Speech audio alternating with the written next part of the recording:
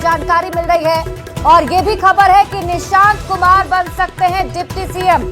सूत्रों के हवाले से आपको इस वक्त की बड़ी खबर बता रहे हैं। नीतीश अगर राज्यसभा गए तो बीजेपी का सीएम हो सकता है। और हमारे साथ इस खबर पर अधिक जानकारी के साथ ब्यूरो चीफ न्यूज 18 के दिवाकर तिवारी जुड़ चुके हैं। दिवाकर जी, बहुत बड़ा सियासी उलटफेर की संभावना, और अगर क्या ऐसा पॉसिबल है, ऐसा लग रहा है? देखिए, राज्यसभा के चुनाव होने हैं बिहार में और बीजेपी ने अपने कोटे के दोनों उम्मीदवारों के नाम की घोषणा कर दी है। एक उम्मीदवार नितिन नवीन होंगे जो राष्ट्रीय अध्यक्ष अभी बने हैं। साथ ही दूसरे उम्मीदवार के तौर पे शिवेश राम जो पूर्व केंद्रीय मंत्री मुनीलाल राम के बेटे हैं, उनको भेजने का फैसला किया है। वहीं अगर दूसरी तरफ जेडीयू कोटे की 2 सीटों की बात करें तो जेडीयू ने जो कर्पूरी ठाकुर के बेटे रामनाथ ठाकुर हैं उनको कंटिन्यू करने का मन बनाया है। उनके नाम की घोषणा हो चुकी है आधिकारिक तौर पे। लेकिन जो दूसरी सीट है जेडीयू कोटे की, उस पर उम्मीदवार का नाम संभव नहीं हो पाया है। अभी तक जेडीयू के वरिष्ठ नेताओं ने नीतीश कुमार के साथ चर्चा करते हुए किसी जो है फाइनल नाम पर नहीं पहुंच पाए हैं।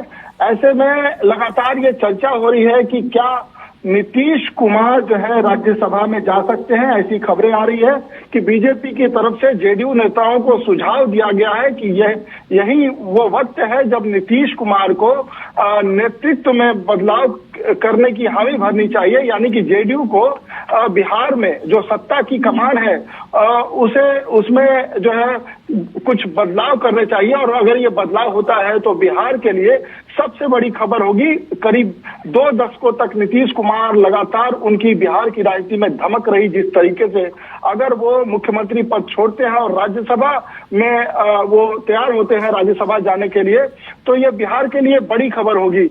एक और खबर आ रही है कि निशांत कुमार को भी राज्यसभा का उम्मीदवार बनाया जा सकता है। हालांकि ये खबरें पुष्ट नहीं हुई है।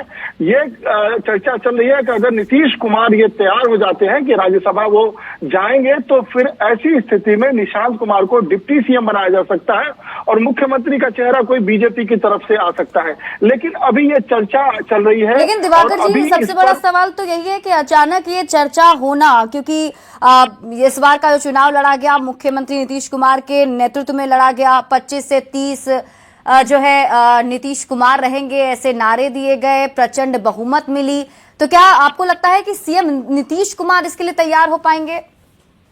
देखिए, अब नीतीश कुमार के ही पाले में गेंद है। लगातार चर्चा चल रही है। बीजेपी की तरफ से ये सुझाव दिया गया, इस बात की लगातार चर्चा चल रही है। जेडीयू के नेता सक्रिय हो गए हैं और ये चर्चा इसलिए चल रही है कि राज्यसभा चुनाव होने हैं और उसके नॉमिनेशन की आखिरी तारीख कल 5 मार्च को है। आज होली का त्योहार है, आज काफी सक्रियता है नहीं, फिर भी जो है जेडीयू के राष्ट्रीय कार्यकारी अध्यक्ष संजय झा दिल्ली से पटना आते हैं और पटना में ये खबर है कि उनकी नीतीश कुमार से लगातार बातचीत चल रही है, लगातार मंथन चल रहा है। तो ऐसे में ये कयास लगाए जा रहे हैं कि आखिर इतनी देरी क्यों हो रही है।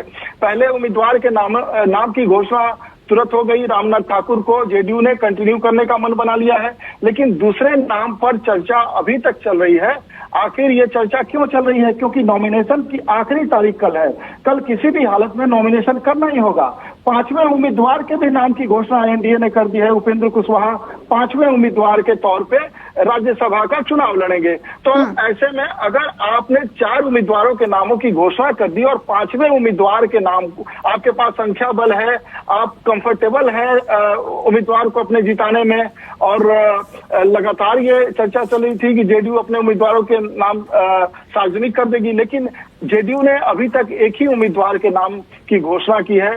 दूसरे उम्मीदवार पे काफी चर्चा हो रही है। पहले ये चर्चा होती रही कि निशांत कुमार को राज्यसभा भेजा जा सकता है, लेकिन जेडीयू के नेताओं ने उस पर भी अपने पत्ते नहीं खोले। उन्होंने ये जरूर कहा है कि निशांत कुमार की होली के बाद धमाकेदार एंट्री होगी। तो धमाकेदार एंट्री को हम डिकोड करने की कोशिश कर रहे हैं। क्या वो डिप्टी सीएम बन सकते हैं? डिप्टी सीएम तभी बनेंगे जब नीतीश कुमार मुख्यमंत्री का पद छोड़ेंगे और राज्यसभा जाने को तैयार होंगे।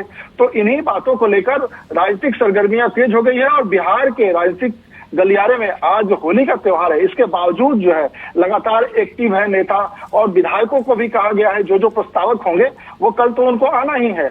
ऐसे में अगर कोई बड़ा फैसला होता है तो विधायकों को भी तैनात रहने के लिए कहा गया है कि आप पटना में आ जाइए, सारे एनडीए के विधायक आ जाइए। ठीक है दिवाकर जी, हमारे साथ आप बने रहिए। हमारे साथ न्यूज 18 संवाददाता आनंद अमृतराज भी जुड़ चुके हैं।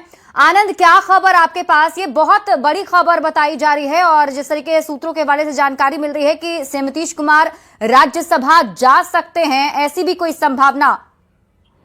देखिए, निश्चित तौर पे कई तरह की चर्चाएं चल रही है, लेकिन मैं जेडीयू को जितने सालों से देख रहा हूं और जो भी मेरा अनुभव है उसके आधार पर मैं कह सकता हूं कि जेडीयू में जब भी कोई बड़ा फैसला होता है उसके लिए राष्ट्रीय परिषद की बैठक बुलाई जाती है, राष्ट्रीय कार्यकारिणी की बैठक बुलाई जाती है, जेडीयू विधायक दल की बैठक बुलाई जाती है, क्योंकि ये फैसला बहुत बड़ा है और इस फैसले का असर सिर्फ बिहार की सियासत पर नहीं बल्कि देश की सियासत पर भी पड़ सकता है। जब नीतीश कुमार अगर राज्यसभा जाते हैं तो बिहार में मुख्यमंत्री की कुर्सी खाली होगी और ऐसे में जो सबसे बड़ा सवाल है कि फिर बीजेपी के कोटे में वो जा सकता है। जाहिर तौर पे आपको याद होगा कि जब विधानसभा चुनाव के पहले तमाम चुनाव प्रचार होते थे उसमें जब केंद्रीय गृह मंत्री अमित शाह से जब ये सवाल पूछा गया या फिर दूसरे बड़े नेताओं से कि चुनाव के बाद क्या नीतीश कुमार मुख्यमंत्री बनेंगे, तो उन्होंने बार बार ये कहा था कि नीतीश कुमार के नेतृत्व में ये चुनाव हो रहा है। जाहिर सी बात है, उसके बाद जो परिणाम आया उसके बाद नीतीश कुमार बिहार के मुख्यमंत्री की कुर्सी पर बैठे। जाहिर तौर पे नीतीश कुमार के सेहत को लेकर भी कई तरह के सवाल खड़े किए जाते हैं, विपक्ष पार्टी लगातार सवाल खड़े करती आई है और उसके बाद अचानक से ये सरगर्मी तेज हुई है कि नीतीश कुमार राज्यसभा जा सकते हैं और बिहार के मुख्यमंत्री की कुर्सी छोड़ सकते हैं। आज देर शाम तक ये तय हो जाएगा कि नीतीश कुमार राज्यसभा जा रहे हैं या नहीं जा रहे हैं, लेकिन एक बात तय है कि दोनों जो फैसले हैं उसमें से कोई एक ही फैसला अभी तुरंत हो सकता है कि निशांत डिप्टी सीएम बने और नीतीश कुमार राज्यसभा जाए, क्योंकि दोनों एक जगह नीतीश कुमार कुर्सी पर रहते हुए ठीक है आनंद, आप इस खबर पर नजर बनाकर रखिए और इंतजार यही होगा कि अभी जेडीयू की तरफ से जो 2 राज्यसभा की सीटों के लिए उम्मीदवार के नामों का ऐलान करना है उनमें से एक का ऐलान हो चुका है, लेकिन दूसरे नाम की घोषणा होनी बाकी है, तो थोड़ा इंतजार और इस